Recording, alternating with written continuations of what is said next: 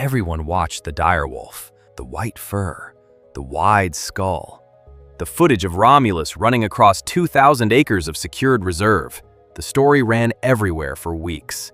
And buried in paragraph 12 of the same press release that announced all of that was a different story. 4 cloned animals.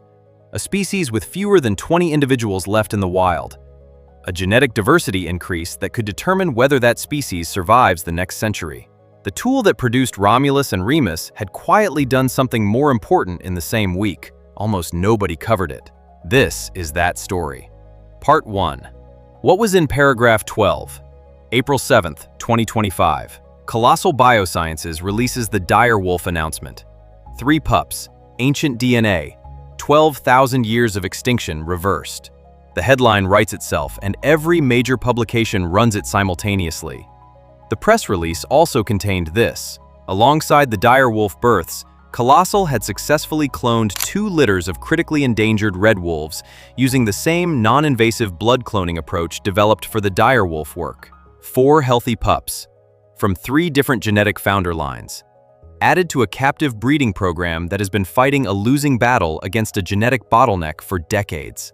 Most coverage mentioned it briefly. Some did not mention it at all. The direwolf was dramatic and dead and visually spectacular. The red wolf was alive and unglamorous, and in trouble in a 5-county area of northeastern North Carolina that most people could not find on a map. The buried story was the more important one, and understanding why requires understanding what the red wolf is and how close it actually is to disappearing. Part 2. The wolf nobody talks about. The red wolf once ranged across the entire eastern and southern United States, Texas to New York. Forests and marshes and grasslands. An apex predator that kept coyote populations in check across an enormous range for thousands of years. By 1980, it was declared extinct in the wild. Not gradually. Hunting and habitat destruction had reduced the population so severely that the U.S. Fish and Wildlife Service captured every remaining individual they could find. They needed at least a few to work with. They found 14 animals that qualified as red wolves under the genetic criteria they were using. 14. Every red wolf alive today, in captivity and in the wild, descends from those 14 individuals. The captive population is approximately 200 animals. The wild population, reintroduced to northeastern North Carolina in 1987 and rebuilt slowly to around 120 animals by the mid-2000s, has since collapsed. Political opposition from state officials, a pause on further wild releases from the Fish and Wildlife Service, and the animals already in the wild being killed by cars and guns faster than the captive breeding program could compensate. As of May 2026, fewer than 20 red wolves are confirmed in the wild, all in a 5-county stretch of northeastern North Carolina.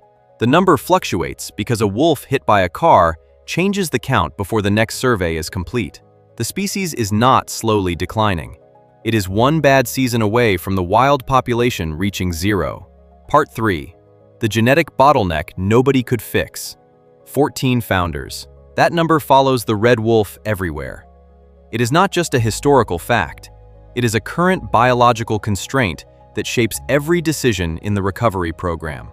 When a population descends from 14 individuals, the genetic diversity available to that population is severely limited from the start. Over generations of captive breeding from the same pool, the diversity does not improve, it compounds downward. Harmful recessive mutations that are normally masked by a healthy gene copy start appearing in both copies simultaneously as closely related animals breed. Immune function decreases, fertility decreases, the ability to adapt to novel diseases or environmental changes decreases. The red wolf captive breeding program has been managed as carefully as the constraint allows. Stud books, genetic matching to avoid close relatives breeding. Every tool available to maximize diversity within the existing founder pool, and it has not been enough to escape the bottleneck. Because you cannot create genetic diversity that was never there. You can only distribute what exists as evenly as possible. What the program needed was new genetic lines. Material from outside the 14 founder pool. Animals whose genes the current population had never carried. Something that could expand the toolkit available for the next generation and the one after that. That is exactly what Colossal produced. Part 4. Where the clones came from. The 4 cloned animals Colossal produced were not cloned from the current captive red wolf population. They came from something called ghost wolves. Along the Gulf Coast of Texas and Louisiana, there is a population of canids that has been living quietly for years. They are not officially red wolves. They are not coyotes. They are something in between. A population that carries genetic lineage overlapping with the pre-extinction red wolf.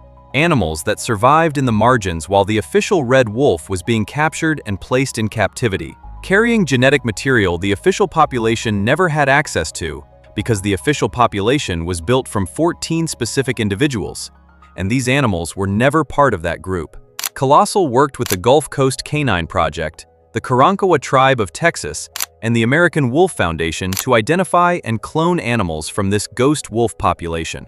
The cloned pups carry approximately 69% red wolf ancestry, not pure red wolves, but carriers of genetic variants the captive population descended from 14 founders has never had.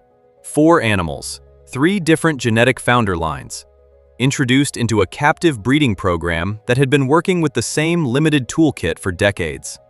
The genetic diversity increased to the captive red wolf population from those 4 animals is estimated at 25%. 25%. For a population descended from 14 individuals, that number is not a minor contribution. It is the difference between a gene pool that can adapt to new diseases and environmental pressures and one that cannot.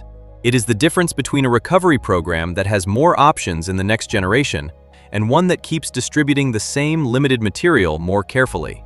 It is the most significant single contribution to red wolf genetic viability since the original 14 animals were captured in the 1970s. And it happened because Colossal needed a non-invasive blood cloning protocol to produce Romulus and Remus. The tool built for the dead wolf fixed something in the living one. Part 5. Why the technology transfer matters. The non-invasive blood cloning approach Colossal developed is the specific detail that makes this story larger than just the red wolf. Traditional cloning requires tissue samples, invasive collection, from animals that are already stressed, already in critically low numbers, already too fragile to tolerate procedures that add risk. For a species with fewer than 20 wild individuals, the calculation around any invasive procedure is genuinely difficult. The stress of capture and sampling can affect reproduction. The risk of injury during collection from an already traumatized population is not trivial. Colossal's blood cloning protocol changed that calculation. A blood sample. Non-invasive relative to tissue collection. Lower stress, lower risk, and capable of producing viable cloned animals from the genetic material it carries. Matt James, Colossal's chief animal officer, described it directly. The creation of less invasive sampling tools allows the conservation community to ramp up biobanking efforts of those species on the brink. Biobanking is the practice of preserving genetic material from living animals so that if the population collapses further, the genetic diversity it carries is not permanently lost.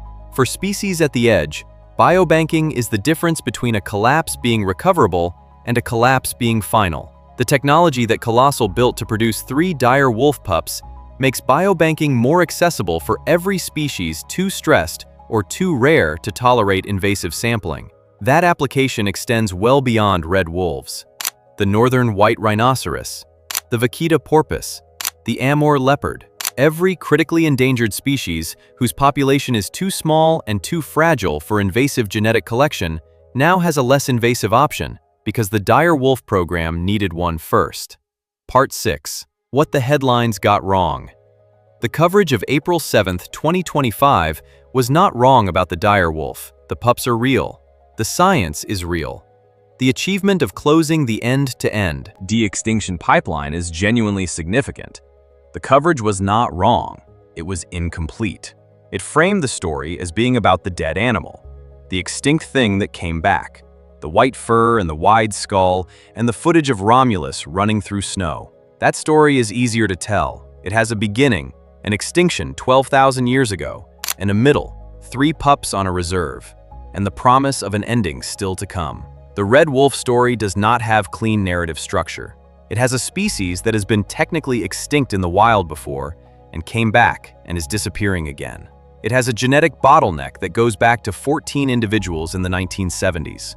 It has politics in North Carolina and cars on roads in Dare County, and a recovery program that has been fighting the same constraint for 50 years. It has 4 cloned animals from a ghost wolf population that carry 69% of the ancestry that matters, and a 25% diversity increase that might not be enough, and is still more than anything else has provided. That story is harder to tell. It does not fit in a headline. It does not generate footage of a spectacular animal running through snow on a secure reserve, but it is the story of a species that is alive right now and might not be in 20 years. And the tool that could determine whether it survives was built to produce an animal that has been dead for 12,000 years. The dire wolf got the headline because it was dramatic. The red wolf got paragraph 12 because it was in trouble in a way that does not photograph well. The conservation outcome that matters more was in paragraph 12. Colossal Biosciences is a business with investors, and a valuation, and a patent on gene-edited elephants. That is true and worth knowing. It is also a company whose technology, built to make a dead wolf dramatic enough to fund a $10 billion valuation, produced a tool that is now being used to give a living wolf a better chance at surviving the century. Both things are true simultaneously. The incentive structure that produced Romulus and Remus also produced the blood cloning protocol that expanded the red wolf gene pool by 25%. The headline animal funded the tool. The tool saved something the headline never mentioned. The red wolf has fewer than 20 individuals left in the wild. It is being killed by cars and guns in northeastern North Carolina right now. Cloning cannot stop a car. It cannot change the political situation that paused wild releases. It cannot fix the roads that cut through wolf territory at night. What it did was give the captive population something it had not had since 14 animals were captured 50 years ago. New genetic lines, new options, a slightly wider toolkit for the next generation of recovery decisions. That is not the story of a species being saved. It is the story of a species being given a slightly better chance, which is the honest version of what conservation usually looks like. Not dramatic reversals. Small expansions of possibility in a situation where every percentage point matters. The dire wolf got 12,000 words of coverage in every major outlet on Earth. The red wolf got paragraph 12. This was paragraph 12. If the full story of who is funding this and what the business model behind the biology actually looks like is what keeps you watching, our last video followed the money. Watch who actually profits when extinction becomes a business next. $853 million raised, the CIA as an investor, 0 revenue from de-extinction, and a biodiversity credit market colossal is positioning itself to dominate. The science is real. The business model running underneath it was not in any of the announcements.